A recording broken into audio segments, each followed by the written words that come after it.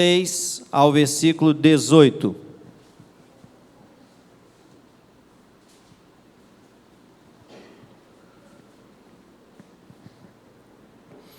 Acompanhe comigo a leitura da palavra. Diz assim: Manifestei o teu nome aos homens que me deste do mundo. Eram teus, tu nos confiaste, e eles têm guardado a tua palavra. Agora eles reconhecem que todas as coisas que me tens dado provêm de ti, porque eu lhes tenho transmitido as palavras que me deste, e eles as receberam, e verdadeiramente conheceram que saí de ti, e creram que tu me enviaste. É por eles que eu rogo. Não rogo pelo mundo, mas por aqueles que me deste, porque são teus. Ora, todas as minhas coisas são tuas, e as tuas coisas são minhas, e nelas eu sou glorificado. Já não estou no mundo, mas eles continuam no mundo, ao passo que eu vou para junto de ti. Pai Santo, guarda-os em teu nome, que me deste, para que eles sejam um assim como nós. Quando eu estava com eles, guardava-os no teu nome, que me destes, e protegi-os, e nenhum deles se perdeu, exceto o filho da perdição, para que se cumprisse a Escritura. Mas agora, vou para junto de ti, e isto falo no mundo, para que eles tenham o meu gozo completo em si mesmo. Eu lhes tenho dado a tua palavra, e o mundo os odiou, porque eles não são do mundo, como também eu não sou. Não peço que os tires do mundo, e sim que os guardes do mal. Eles não são do mundo, como também eu não sou. Vamos ler juntos o 17, 18? Santifica-os na verdade, a tua palavra é a verdade. Assim como tu me enviastes ao mundo, também eu os enviei ao mundo. Amém. Queridos, Jesus está aqui no momento de intensas emoções. Vamos falar emoções no sentido nosso aqui para a gente entender. Os 3 últimos capítulos do Evangelho de João, anteriores a esse, ele vai tratar de um momento só que Jesus está vivendo. E nesse momento de intensas emoções, sentimentos que Jesus está tendo em favor dos seus discípulos, das suas ovelhas, daqueles que o seguem, e sabendo do que estava para acontecer, porque logo em seguida essa narrativa aqui do capítulo 17, vem a prisão de Jesus. Então Jesus nesse momento, ele está aqui orando, primeiro por si mesmo. Se você olhar aí o início desse capítulo 17 até o versículo de número 5, nós podemos dizer que Jesus está orando por si mesmo, ele está intercedendo por si. Jesus necessitava de oração por ele mesmo? Se a gente fosse olhar num sentido divino, Jesus não precisava. Mas Jesus se torna homem para demonstrar um grande amor. Jesus, ele se entrega a uma vida limitada, porque a vida humana é limitada, por amor a cada um de nós. Mas também, amados, nesse capítulo, nós vemos que Jesus está orando pelos seus discípulos. E quem são os seus discípulos? Não são apenas este grupo que estava ali com ele, mas ele está nessa oração intercedendo por mim e por você. Jesus já está fazendo uma oração pensando no futuro, pensando em nós aqui, pensando nas agonias que nós iríamos passar, pensando nas tristezas, nas dificuldades, nas maldades que talvez nós iríamos enfrentar, nas injustiças, enfim, nas perseguições. E Jesus já estava clamando por aqueles discípulos e também por nós, porque tem muitas aplicações para nós.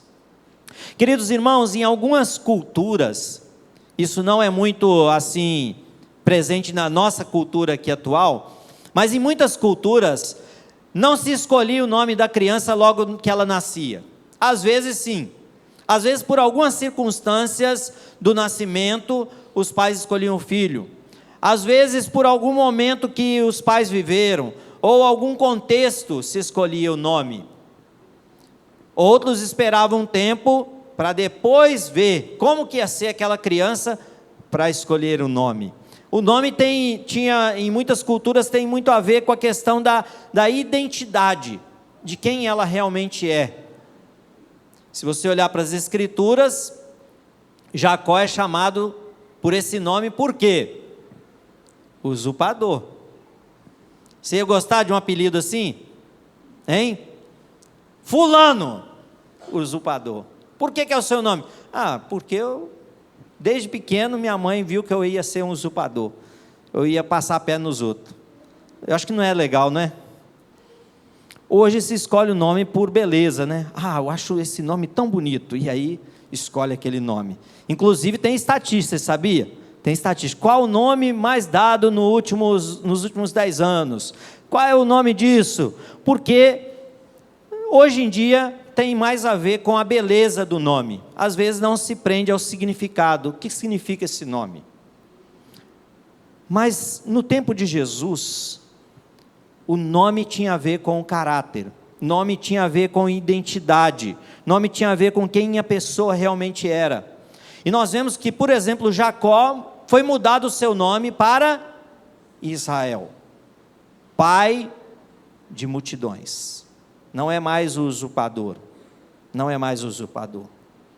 Porque Deus tinha um propósito. Então Deus muda o nome, muda a identidade. Muda o nome, muda o caráter. Porque onde Jesus chega tem que haver alguma transformação, tem que acontecer alguma mudança. E Jesus então agora nesta oração, ele vai revelar justamente isso, a sua identidade, o seu caráter, quem ele era. Um homem totalmente santo e um homem de total intimidade com o Pai. Acompanhe comigo o versículo de número 4 do texto. Eu te glorifiquei na terra, consumando a obra que me confiaste para fazer, e agora glorifica-me, ó Pai, contigo mesmo, com a glória que eu tive junto de ti, antes que houvesse mundo. Então Jesus está mostrando quem ele é o quê? Um com o Pai. Antes que houvesse todas as coisas, Jesus já estava lá, Jesus já existia antes da criação. Isso mostra a eternidade de Jesus, isso mostra a unidade de Jesus com o Pai. Ele e o Pai são indivisíveis. Mas por que este ser, se a gente pudesse colocar essa palavra, como que Jesus, esse homem, agora se manifesta a nós? Se entregando à limitação. E ele então começa agora, a partir do versículo de número 6, que é o que nós lemos da nossa leitura base, dizendo assim: manifestei o teu nome aos homens que me deste neste mundo. Eram teus, tu me confiaste, e eles têm guardado a tua palavra. Agora eles reconhecem que todas as coisas que me têm dado provêm de ti. Jesus, ele começa então a revelar quem ele é.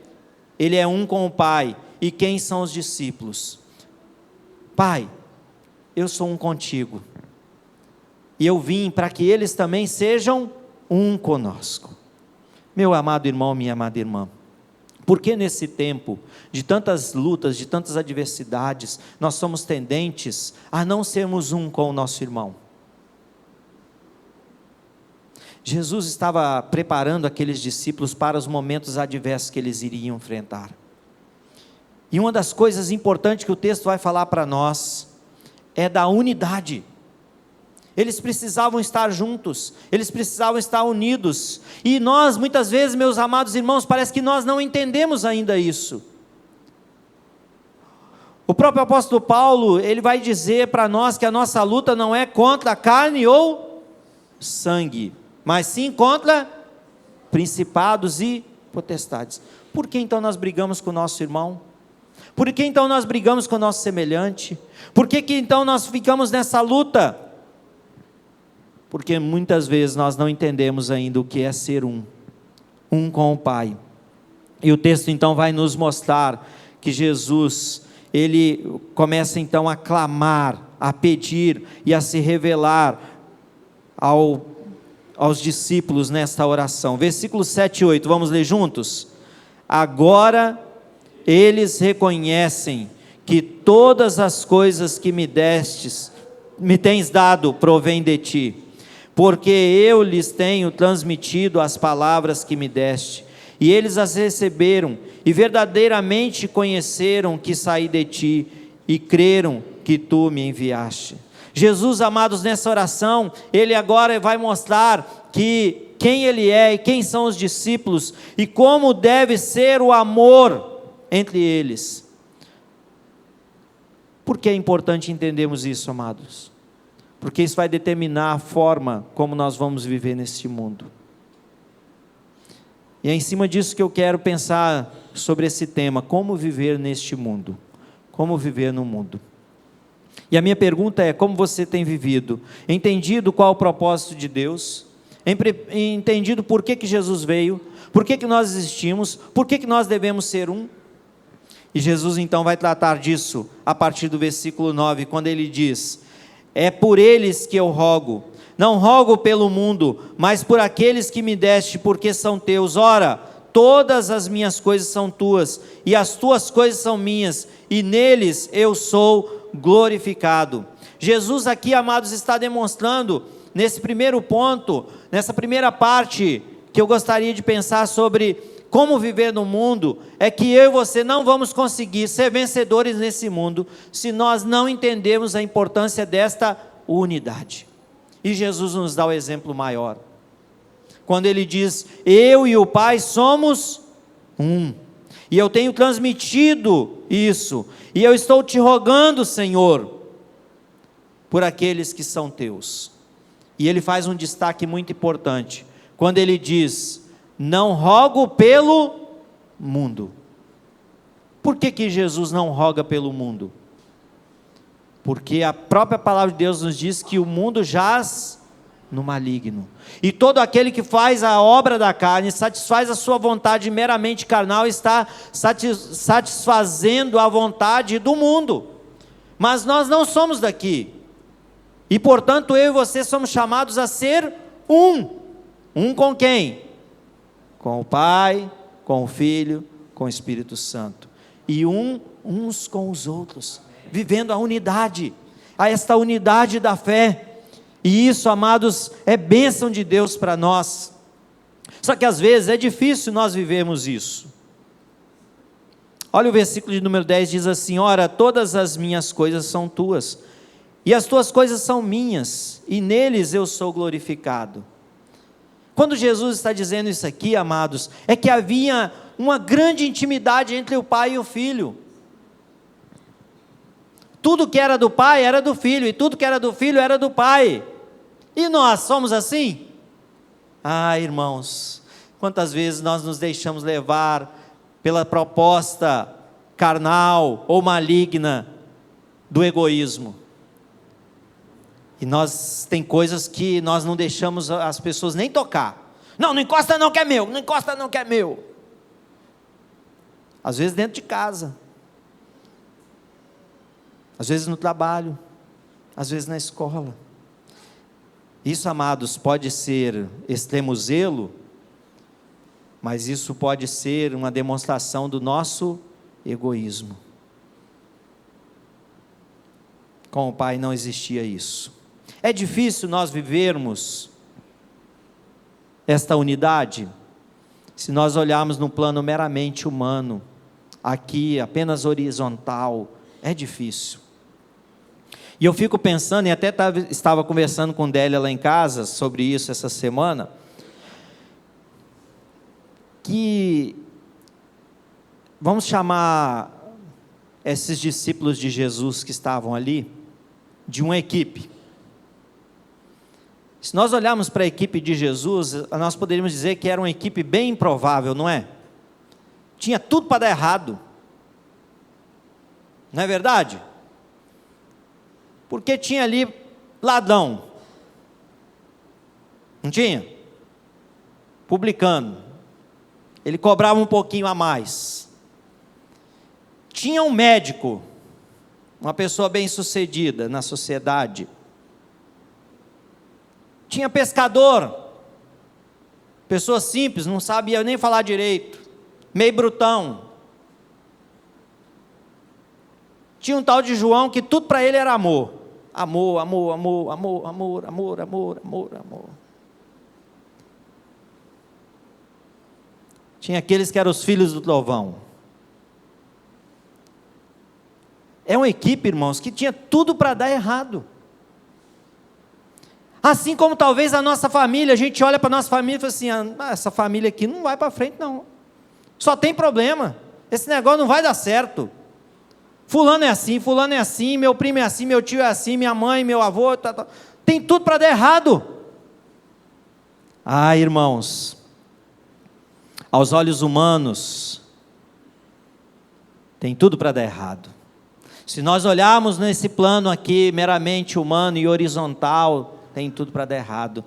Mas se nós olharmos para cima, se nós olharmos para o alto, se nós clamarmos ao Senhor, se nós rogarmos ao Senhor, como o Pai está aqui recebendo essa oração do Filho, e Jesus está dizendo, não clamo pelo mundo, não rogo, porque esses já estão perdidos, mas eu rogo por aqueles que são teus. Mas quem são essas pessoas? Eu e você não sabemos, mas o Pai sabe quem são elas. Por isso eu e você devemos fazer o melhor que nós pudermos em prol de todas as pessoas, porque eu e você não sabemos quem é que Jesus quer salvar. Talvez aquele que nós dizemos que é impossível, para Deus é possível. Talvez para aquelas pessoas que nós achamos que não tem jeito, para Deus tem jeito, porque o impossível aos homens é possível a Deus. Mas olha como que Jesus continua a oração ao Pai, lembrando, irmãos, que ele sabia que em breve tempo ele não poderia mais estar junto com os discípulos, e ele fez de tudo para cuidar dos discípulos, para proteger os discípulos, para ampará-los das investidas do inimigo. Ele fez tudo para corrigir os discípulos nos momentos certos. Teve hora que ele falou com Pedro, Pedro, calma aí Pedro, não é assim não, você está muito para frente. Teve hora que ele disciplina, aqui, vocês não estão conseguindo orar nem um pouquinho, fui ali um pouquinho para orar, voltei, vocês estão tudo dormindo, que negócio é esse? Mas tudo isso é um tratar de Deus no coração dos discípulos. E quando Deus, amados, nos disciplina, não é para o nosso mal, porque a disciplina tem um fator importante, que é a correção, é a mudança de atitude.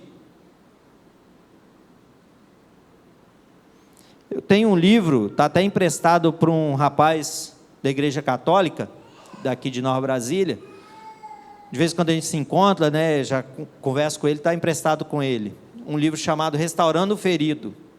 Eu emprestei para ele. E esses dias, acho que umas 2 semanas, encontrei com ele na padaria e perguntei, e aí? Ele, não, já estou aplicando algumas coisas do livro lá onde eu trabalho. Porque justamente esse livro ele vai tratar do objetivo da disciplina, que é corrigir, é trazer para perto. Não é excomungar a pessoa, não é jogar ela no limbus, não é jogar ela no inferno. Isso aí a gente deixa para Deus. O objetivo inicial da disciplina é correção. O objetivo inicial da disciplina é que a pessoa se aproxime. Mas tem uns que são difíceis, né? Esperneia, acha ruim, acha que aquela correção está dura. Meu pai não me ama, minha mãe não me ama. Meu tio está pegando muito no meu pé, minha avó não sai do meu ouvido. Esse pastor está muito duro, esse conselho está pegando pesado. Mas é para o bem. E Jesus aqui, amados, está justamente rogando ao Pai, porque Ele tem um objetivo, era cuidar. E olha a oração, a continuidade da oração, versículo de número 11, 12 e 13, vamos ler juntos? 11, 12 e 13, já não...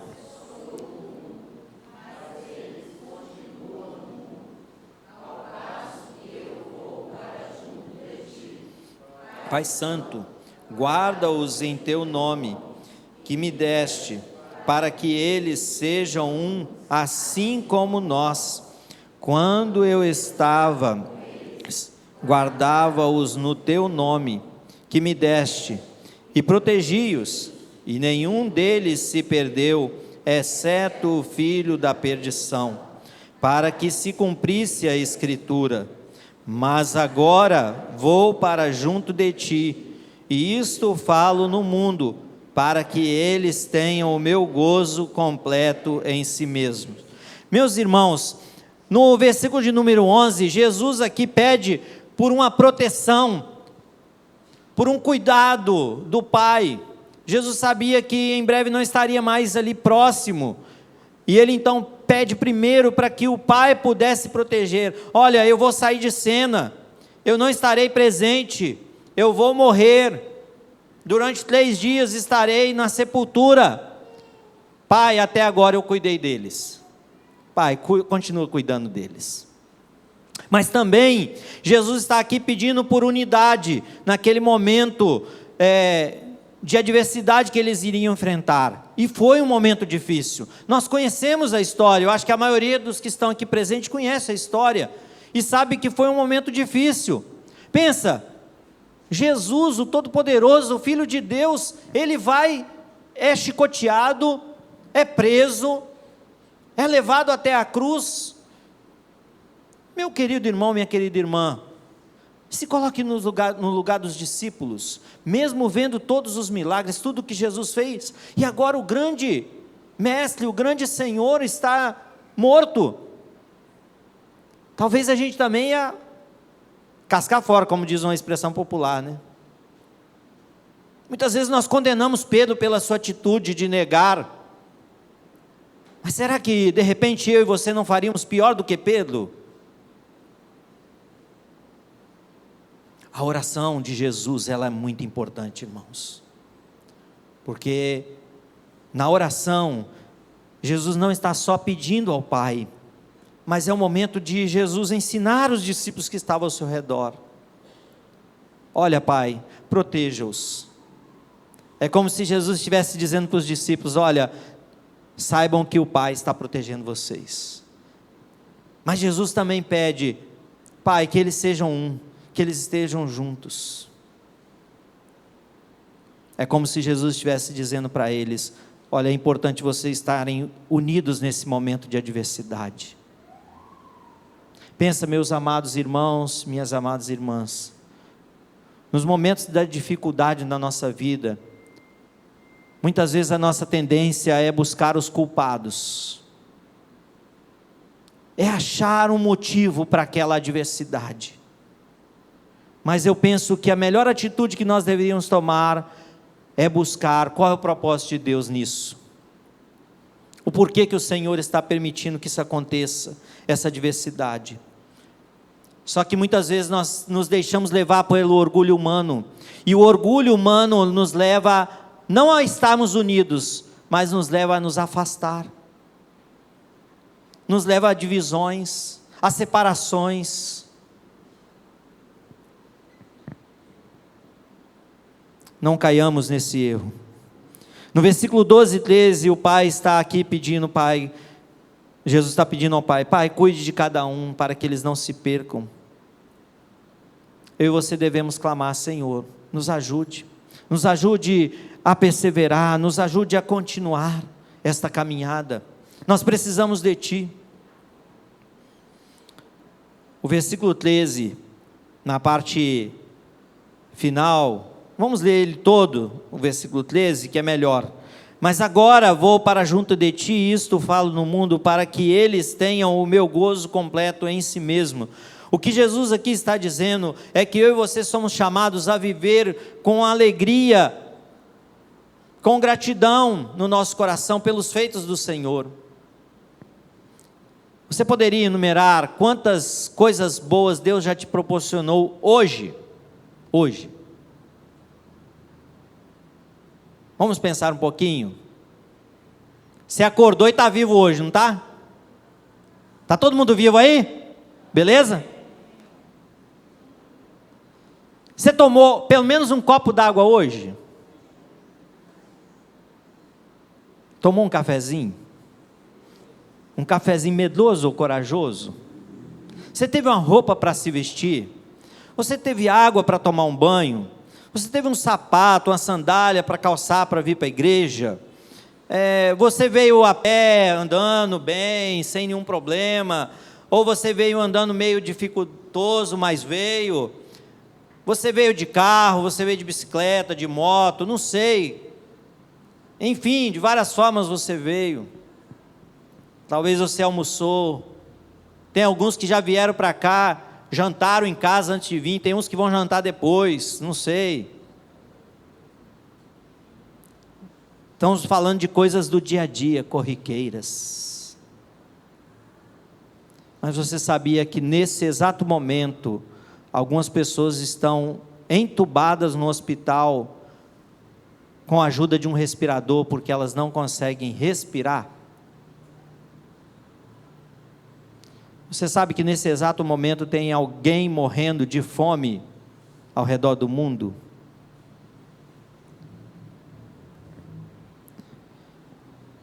Você sabe que todos os dias em torno de 500 venezuelanos atravessam a fronteira com o Brasil em busca de um lugar melhor para viver?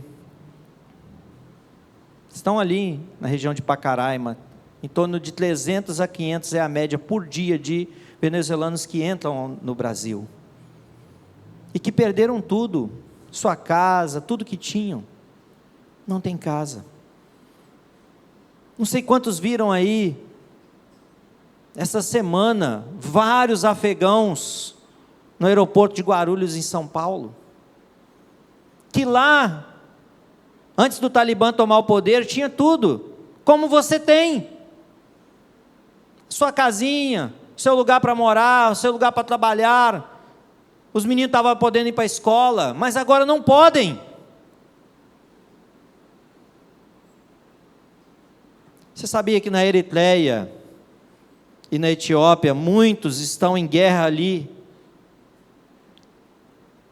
As piores guerras atuais, não é Ucrânia e Rússia, não é. As piores guerras que estão acontecendo é Eritreia e Etiópia. É uma guerra civil dentro do Iêmen. Mas a mídia não fala porque não é interessante. É interessante falar o que dá ibope e o que pode ser manipulado de alguma forma.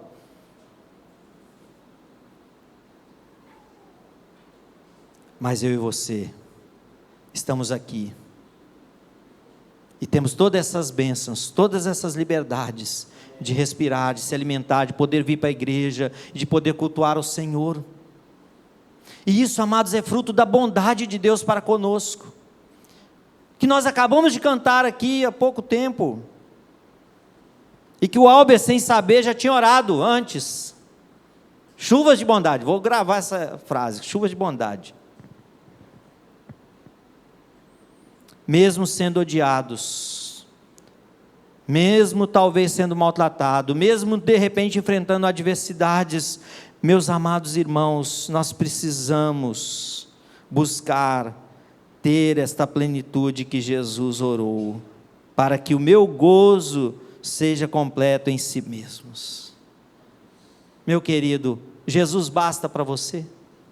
A paz de Deus, a alegria de Deus, basta no seu coração? Nós precisamos pensar sobre isso.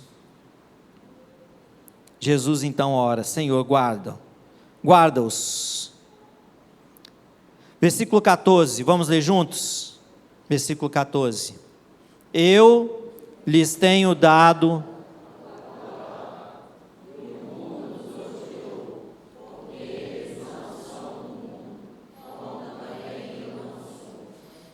Olha só, meus irmãos, existe uma grande relação entre aquele que busca viver o Evangelho, aquele que busca viver os preceitos, os valores da palavra de Deus, e ser odiado.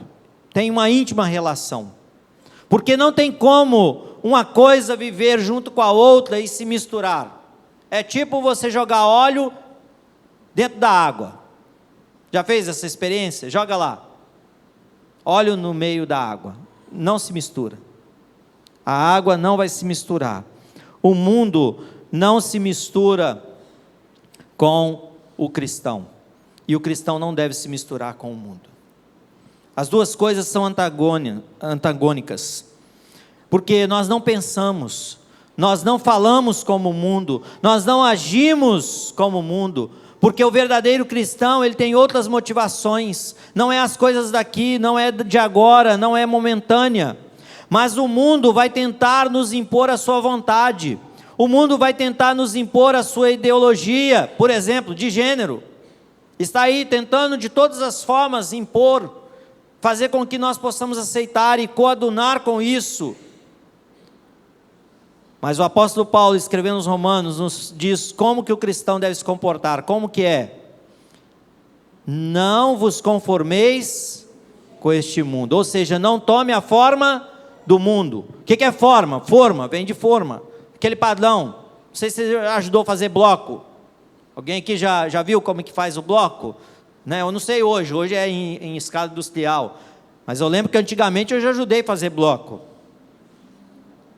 Né? Tinha uma forma de aço e você ia jogando, socando bem a massa ali dentro, depois virava no chão lá, num lugar bem retinho, deixava ele secando. Então tinha a forma, um padrão para fazer tudo igual. Não tome a forma do mundo, mas transformai-vos pela renovação do quê? Da mente. Então, meu querido irmão, minha querida irmã, a nossa batalha, a nossa luta não é por poder. A luta que está sendo travada não é por poder. A luta é pela mente. A luta é pela verdade. E eu e você não podemos de forma alguma negociar a verdade. Não estamos em competição com esse mundo. Competição tem a ver com algo que é do mesmo nível, do mesmo patamar, aí você compete. Tanto é que todas as competições têm um nível, não é? Hein, Giovanni? No futebol não tem lá as categorias? Você não coloca um menino de 12 anos para jogar com um cara de 30 anos, não tem. Lá no rodeio, não sei se tem categoria assim, tem? Lá é tudo misturado. Não tem infantil, não? Não tem os jogos? Tem aí, lá no rodeio também tem. As categorias, para ficar no mesmo nível. O mundo não está no nível de Deus.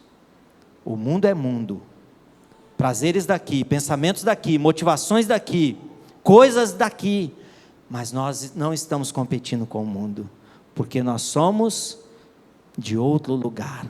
O nosso lar não é aqui, as nossas motivações não são daqui, as nossas motivações são para a glória de Deus, as nossas motivações têm a ver com aquilo que é eterno, porque nós não somos daqui. Versículo 14, como também eu não sou. Mas, em terceiro lugar, Jesus nos deixa uma tarefa. Olha o que o texto nos diz, vamos ler juntos, versículo 15 e 16. Não peço que os tires do mundo, e sim que os guardes do mal. Eles não são do mundo, como também eu não sou. O que Jesus está dizendo aqui é, onde eles forem, que eles sejam luz. Onde você for, você deve ser luz. Onde você for, você deve encarar como uma oportunidade de ser um luzeiro, de ser sal desta terra. E Jesus então, sabendo das dificuldades que os discípulos iriam enfrentar e que nós também iríamos enfrentar, a parte B do versículo 15 vai dizer, e sim que os guarde do mal. Então, meu querido irmão, minha querida irmã, saiba que o Senhor vai cuidar de nós.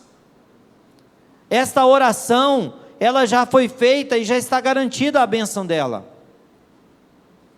Então, eu e você não temos o que temer enquanto aqui estivermos por causa de Jesus.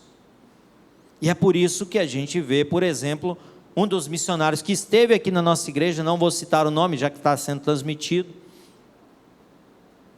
durante a investida do Talibã no Afeganistão, ele simplesmente chegou para a família dele aqui no Brasil e despediu da esposa, dos filhos, e falou, se até tal dia eu não voltar, vocês orem agradecendo pela minha vida, por ter convivido com vocês.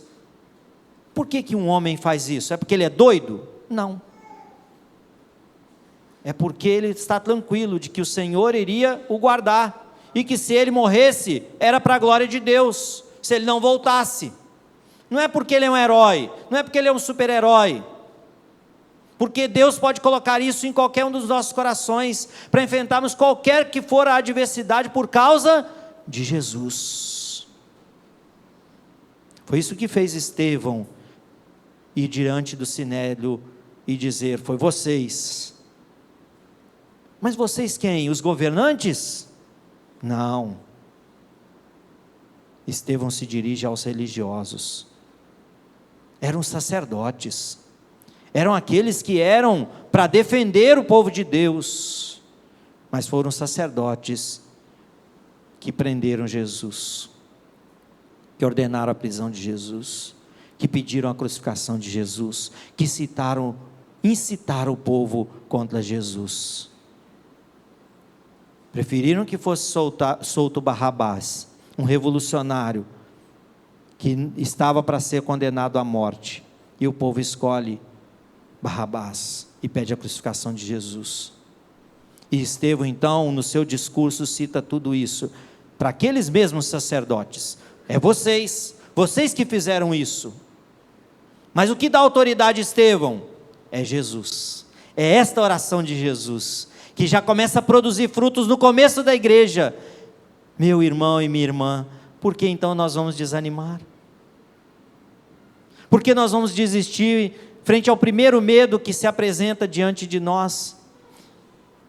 Primeira adversidade, primeiro problema. Nesse sentido, irmãos, eu e você precisamos ser ousados. Sabe por quê? A vitória já está garantida. O time de Deus, se a gente pode colocar assim essa expressão, já tem essa vitória, não por nós, mas por causa do próprio Jesus. Capítulo 15 de João, o versículo 18 e 19, diz assim, João 15, 18 e 19: se o mundo vos odeia, sabei que primeiro do que a vós outros, me odiou a mim. Se vocês fossem do mundo, o mundo amaria o que era seu. Como, todavia, não sois do mundo, pelo contrário, dele vos escolhi, por isso o mundo vos odeia. Vamos ler juntos o versículo 17 e 18 para nós partirmos para a conclusão. Versículo 17 e 18 do capítulo 17 de João, leiamos: santifica-os na verdade, a tua palavra é a verdade. Assim como tu me enviaste ao mundo, também eu os enviei ao mundo. Meu querido irmão, irmã, se você é verdadeiramente um cristão, certamente você vai ter interesse pela verdade, porque o mundo jaz no maligno, e o diretor desse mundo se chama pai da mentira, é Satanás. A luz não tem como conviver com as trevas, porque onde chega uma pequena lâmpadazinha, uma pequena luzinha, já não tem mais trevas. Eu e você somos chamados a ser luz. E como conseguir ser luz? Versículo 17 nos explica: passa pela santificação e pela palavra da verdade. Eu e você precisamos buscar essa santificação, buscar viver a verdade, e assim nós seremos capacitados a sermos testemunhas, santos no mundo impuro, verdade contra a mentira, luz em meio às trevas, sal para temperar a terra. Só isso, só fazendo assim, só agindo assim, vai acontecer um freio para esta maldade que está permeando a nossa terra. Eu queria aqui, antes da gente concluir, pensar um pouquinho com você o seguinte: que tipo de animal habita a água? Peixe, né? Vamos pensar no peixe. O habitat natural do peixe é a água. Deixa eu te fazer uma pergunta: se você entrar na água lá no rio, você vira peixe? Você pode nadar lá, não pode? Você pode mergulhar lá, certo? Aqueles que sabem mergulhar, aqueles que sabem nadar, Mas por você estar na água, você vira peixe? De forma alguma. Você continua sendo homem, continua sendo mulher. Não tem como você virar peixe. Assim somos nós. Nós estamos nesse mundo, mas nós não somos desse mundo. Não tem como um cristão se tornar mundano. Não tem como um cristão fazer o que o mundo faz. Não tem como um cristão viver como o mundo vive. Porque apesar de nós estarmos aqui, nós não somos daqui. Assim como você mergulhar na água não se torna peixe, eu e você cristãos, nosso lar é eterno. A nossa visão é eterna. Os nossos anseios são eternos. Então não tem como a gente se tornar um mundano. Eu termino também com uma outra pergunta para a nossa reflexão. Pode alguém indignar-se com a violência? Pode alguém indignar-se com um estupro? Pode alguém indignar-se com a pobreza? Pode alguém indignar-se com o aborto? Pode alguém se indignar com várias injustiças da nossa sociedade? Pode ou não? Pode. Mas agora é impossível nós nos indignarmos com essas coisas, mas não nos indignarmos por Cristo ser ignorado. É impossível nós indignarmos com as outras coisas, sem nos indignarmos com Cristo sendo menosprezado. É impossível não nos indignarmos com Jesus sendo desobedecido, vilipendiado por milhões de pessoas. Se nós nos indignarmos com as injustiças, violências, aborto, fome, miséria, injustiça nesse mundo aqui, mas não nos indignarmos por Cristo não ser glorificado, não ser obedecido, não ser reverenciado, isso significa que tem algo errado em nós, e isso é pecado. Nós somos de um reino eterno. Nós estamos aqui de passagem. Nós precisamos ser diferentes. Nós precisamos ser santificados. Porque esse versículo 18 termina assim: assim como tu me enviastes ao mundo, também eu os enviei ao mundo. Nós somos chamados para exercer uma missão santa. E eu e você já temos tudo o que precisamos. Sabia? Nós temos o amor do Pai. Deus nos amou. E se você está aqui hoje, é porque Deus te amou. Nós já temos a garantia da proteção. O Senhor disse que vai estar conosco todos os dias. Vai vir dificuldade? Vai. Enquanto nós aqui estivermos, nós vamos passar por dificuldades. Nós vamos ficar doentes, talvez perder o emprego, talvez um familiar nosso morre, talvez alguém vai falar mal da gente, talvez a coisa não vai acontecer do jeito que a gente quer. Mas nós temos um intercessor junto ao Pai, e Ele é justo.